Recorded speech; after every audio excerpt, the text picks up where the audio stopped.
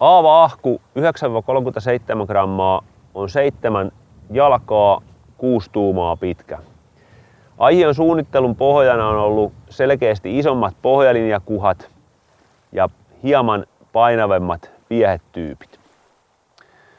Aihion liitoskohta sijaitsee kelakiinnikkeen etupuolella, jolloin aihiosta saadaan yksiosainen, joka parantaa merkittävästi aihion toimintaa. Toiminta on 2/3, eli 2 osaa vavasta on todella tiukkaa ja kärjessä on toiminta. Isomman kuhan kalastuksessa on äärettömän tärkeää, että jäykkä osuus menee vähän eteenpäin vavan kärkeen, että se saadaan tartutettua kovaan sivutuuleen.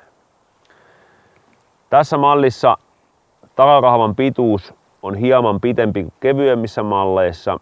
Saadaan parempi tasapainopiste ja saadaan myös pikkusen tukea vastaiskuun. Äärettömän loistava valinta, kun tavoitteena on isommat pohjalinja- tai välivesikuhat ja kun kalastat vähän isommilla viehetyypeillä.